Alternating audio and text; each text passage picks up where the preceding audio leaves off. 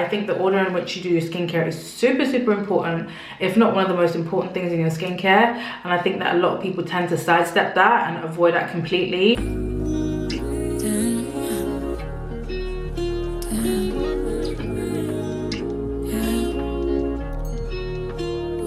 Welcome back to my channel. It's Lyndaseme here. Do you see me? Because I see you, boo.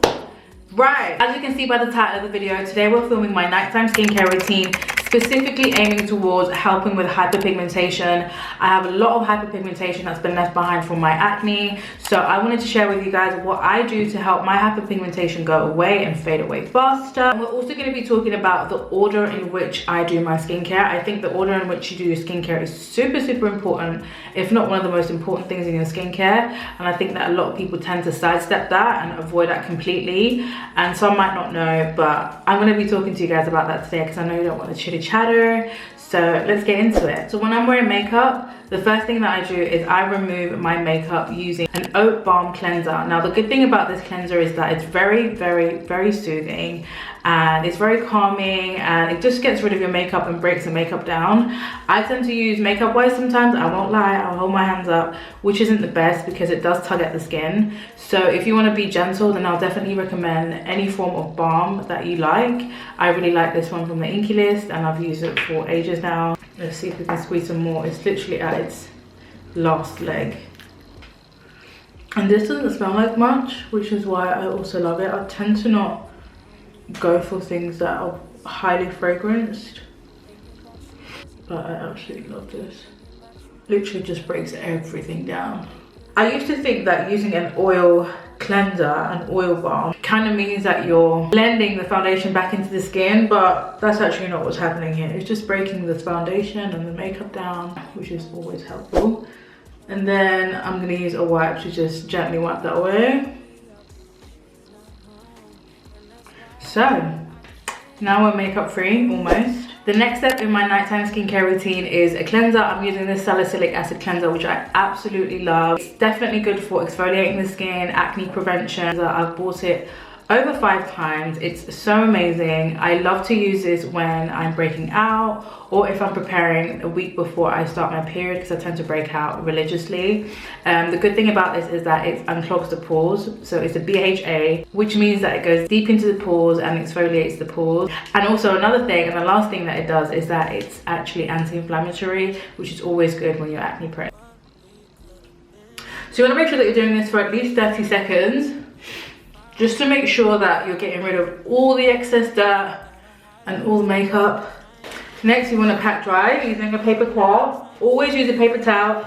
I'm an advocate for using a paper towel. Using a towel that's been sat in your bathroom, accumulating bacteria, accumulating dirt, it's just a no. So step 2 in my nighttime skincare routine is using a micellar cleansing water. Now I'm excessive when it comes to getting rid of dirt. I don't want to see an inch or an ounce of dirt on my skin before I go to bed, because that's how I risk getting breakouts, and those breakouts are of course going to leave a dark mark, which takes 50,000 business days to leave my face. So you want to make sure that you're using a cleanser, either a cleansing water or a toner, to remove any excess dirt that's on your face, and basically to balance the skin again, because right now I'm more dry than usual.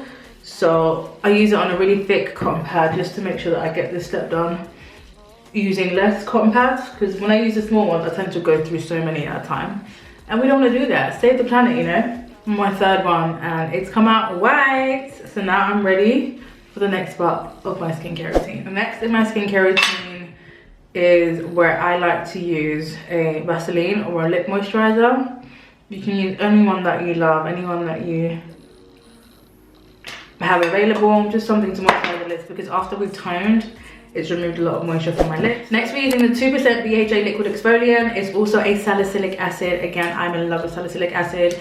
It's 2% BHA liquid exfoliant. I love using this because, again, just like the salicylic acid cleanser, it unclogs the pores, it smoothens an even skin tone, shrinks enlarged pores, and this definitely helped me with enlarged pores. I have had enlarged pores as far as I know, and in 2021 I started using this, and I've seen such a difference. This is the bomb. So I go in with this again on another cotton pad, and I'm only gonna use a tiny amount because we don't want to be too excessive, because we just used something with salicylic acid just a few moments ago. An important thing when it comes to acne prone skin is that we are continuously exfoliating our skin. Now, I'm not talking about the beady exfoliants, because those are quite rough and can be quite intense. I think the whole point of trying to heal acne is by being as gentle as possible. I find that using a chemical exfoliant is super perfect for me and for people that suffer with acne, because it's very, very gentle and it doesn't feel like it's actually exfoliating your skin on the surface, but it is in a deeper level compared to when you use those beads that can be quite rough and intense on your skin. I personally would always go for something a little bit more gentle, and that's why I love Paula's Choice. Next, we are going in with a dark spot correcting serum, and this one is from Murad. I am obsessed with this. As you guys can hear, there's hardly anything in it. I am fighting for my life right now to try and get something just for this video. But I love this, and I've been using it for over a month now, and I've seen a drastic change in my skin when we talk about brightness, brightness of my hyperpigmentation, and just the overall brightness of my skin. It's improved it a lot and I love it. Also, my spots, my dark spots have started to fade away. I need to get a new one ASAP because I cannot live without it, honestly. It's one of those products that I was scared to use because it had perfume in it, but honestly, it's the last ingredient on the ingredient list, and really and truly, that it doesn't make a difference. And we're getting closer to the end now, so I'm gonna go in now with my moisturizer from Simple. It's the Replenishing Rich Moisturizer from Simple. It's thick, it's hydrating, and the moisture lasts for hours. That's why I love using this. And again, it's one of those products that have been in my holy grail for years, and I will never stop using it. Now, hyperpigmentation and sunscreen protection go hand in hand. They go like this. They're like best buddies. So we cannot talk about hyperpigmentation without talking about SPF. Now, I use SPF every single day, and you guys need to do that too. If you're suffering with acne scarring or acne, hyperpigmentation, scars, you need to use SPF in order to avoid your spots or your scarring getting any darker. So I use the one from Bondi Sands, as you guys have just seen, and I'm just gonna moisturize. And of course, you guys know that SPF is great for UVB, UVA protection. This is the end of my nighttime skincare routine. Definitely let me know if you guys have any questions down below. Let me know what other videos you want to see. Just leave it down in the description box below. Thank you guys so much for joining me today and for taking your time to watch this video. Make sure you like, comment, and subscribe to my channel. I upload at least once a week, so you'll be seeing my face a lot more often. I'm so happy. And yeah, I hope you enjoyed the video and you learned something new today. Bye.